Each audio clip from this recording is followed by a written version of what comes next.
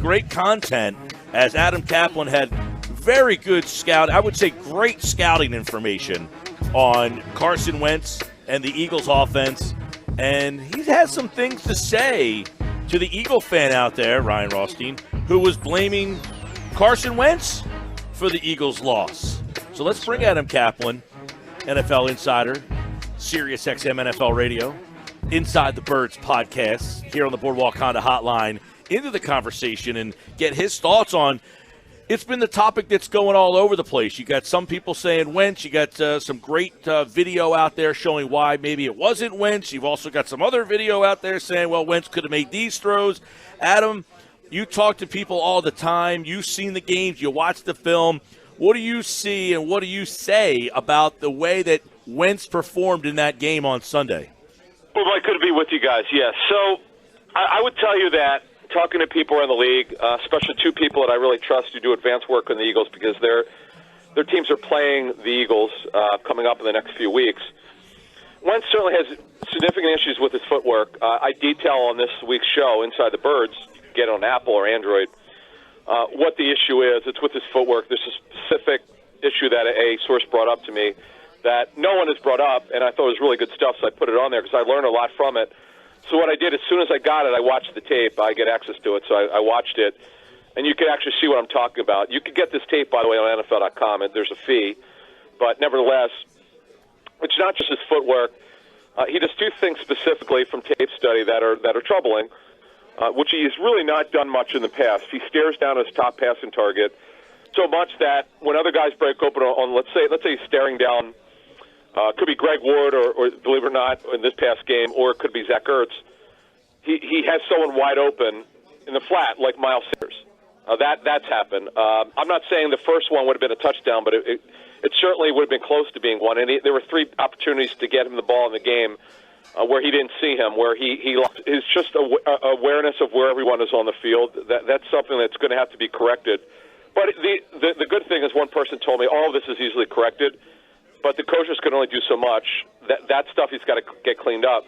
But I also noted on our show, Mike, that people I saw it on Twitter, they were quoting me on it. I was kind of trying to be funny, but it's the truth. When you're working with what I would call number 5 receivers, you're going to get results that produce number 5 receivers. All 4 receivers on the field last week would not be playing if the top 3 were on the field. That's just the reality. That's how bad it is at receiver right now. All right. Now, with that, there's a group of people that would say, well, you got this. You still got to make plays. There's plays out there to be made. The fact that they basically couldn't score the last 2 weeks, I guess people look at Wentz in a way, I guess it's the prejudgment of Wentz coming into the season that he was billed as this elite MVP candidate. So when there are plays, even with minimal talent, those plays need to be made, and those plays weren't made. Is that fair or not fair? Yeah, there were some plays. Look, there have been plays in every game that he's not. This is what separates him from being the elite athlete that he was 2 years ago to a good player, not a great player last season. Now a very average quarterback. I never thought I'd talk about Carson Wentz being that, but that's what he is right now. I'm not saying that he won't be great again. He probably will once he gets some help. And I think he also needs to be coached harder. I think that's something. I'm not in the meeting rooms, but I know when he's at his best, he's being coached very hard, and he's not allowed. Not that the coach could tell him what to do on the field when they're playing, but some of the stuff that he's doing is just going to be corrected. And I just know from talking to the Eagles over the years that he's at his best when he respects the coaching and he does what he's told in the meeting rooms. That's really what happens. Yeah, Adam, and besides from Wentz's play individually, I want your thoughts on the play calling and how it relates to Coach Peterson and Carson Wentz, because I've said this before in the past that, since the 2017 injury in Los Angeles, it doesn't seem like the play calling and Doug is on the same page as Carson Wentz. It just seems like everything is so difficult and nothing is smooth and in rhythm, and I know that has to be a big factor of the play calling and the strategy that Doug has going into each individual game. What do you see there? Yeah, Ryan, I would say this with the play calling. Sometimes you're hamstrung by what you're given. So we look at Jim Schwartz. I was pretty critical of Schwartz for several weeks just because I didn't think he was being as aggressive as he should have been. But in his defense, when you're playing with a bunch of number 4 and number 5 corners, what are you supposed to do? You can't be as aggressive as you'd like. Well, no Deshaun Jackson, and obviously no Alshon Jeffrey, and no Aguilar in his number 3 role, not as a outside receiver. You want him as a slot receiver only. Well, when you take those 3 options away, and Alshon clearly has regressed. I don't know what has happened to him this season, other than clearly his ankle and his calf, and he's regressed physically. You have to call to your personnel. Now, here's my criticism. And those of you who listen to our show every week, I do not like running the football. That's just not the way you win in the National Football League in most cases. But you also have to play your personnel. That's called coaching. When you have Miles Sanders on the field, and I know not every play he doesn't run every play the right way, but if he's on the field, you got to give him the football. He's got to get more than 12 carries. When your quarterback is struggling physically like he is, or just from a performance standpoint, this is what doomed Andy Reid, I think, over the years with Donovan McNabb.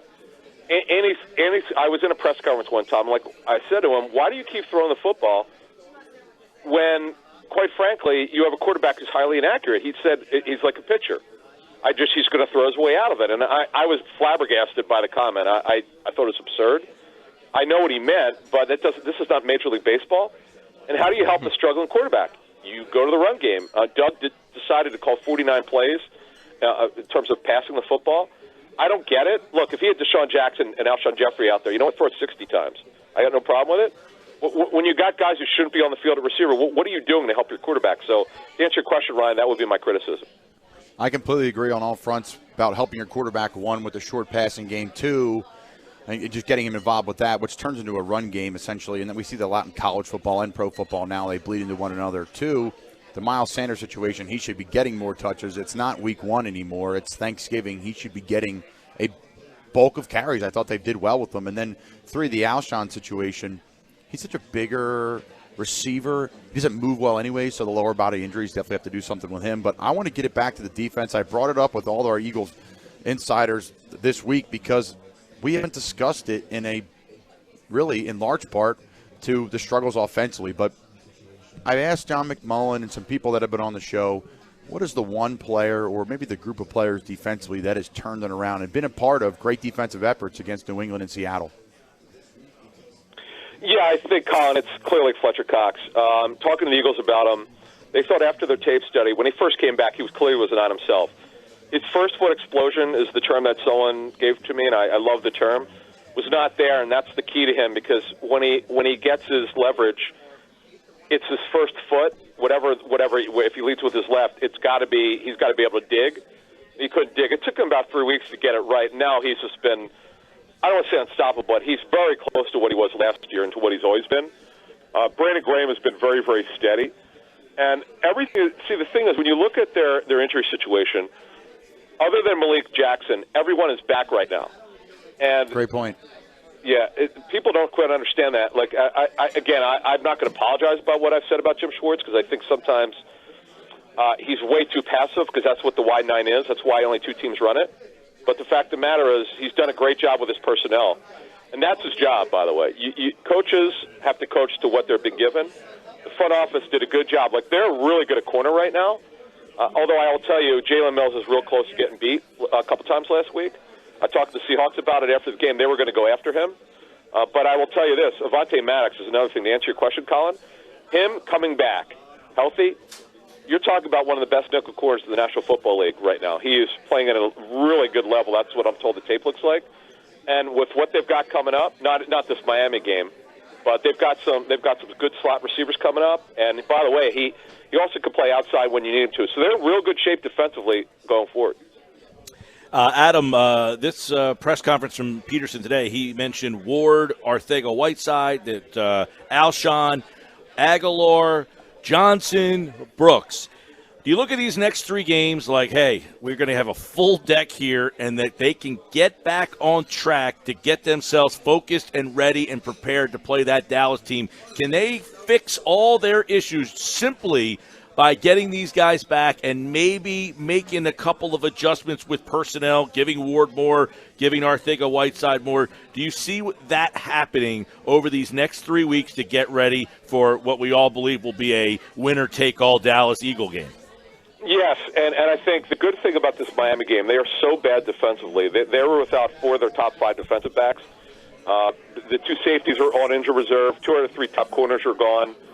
The opportunities are going to be there. Greg Ward, I'll say this, he catches the ball, though I gave a little nugget on the way his technique needs to be better. You can only get it from tape study. I was given something really good, so I put it on the show. I think Nelson coming back will help. But see, the problem is you're not playing him only in the slot. That's really where you want to relegate him to. Alshon, talking to the Eagles about him, they thought after the walkthrough last Saturday he was going to play, and then he woke up Sunday and his ankle wasn't right. As a matter of fact, I got to the stadium about 9:45 specifically to watch him because I had to do all these radio updates for Sirius, and I didn't even see him. So I was like, wow, I don't know what happened, but nevertheless. Not having him, even in the contested catches, you need him because he's a quality passing target. It's not about right now having elite players. You just need available passing targets. That's what's killing Wentz right now. You look at it, who the heck has he been throwing to? This is going to help him.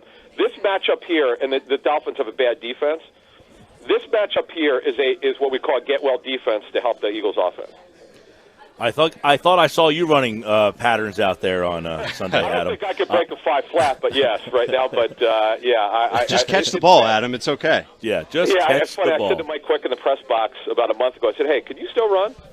and he kind of smiled at me, but no, it's Mike Quick, number 82. But look, this is a good week for the Eagles. This is the perfect elixir for this football team. I had a joke with someone from the Eagles. I said, if you guys lose to the Dolphins, those players and the coaches ought to walk home. That's how bad the Dolphins are right now. I don't know how they won 2 games, but, hey, it is what it is. I think a lot agree with you, Adam Caplan. Listen to the Inside the Birds podcast, and, of course, you can get episodes of that on our website. Follow at Caplan NFL, SiriusXM NFL Radio, and, of course, every Wednesday right here on the Sports Bash. Happy Thanksgiving, Adam, and we'll catch up next week, pal. Same to you guys. Thank you.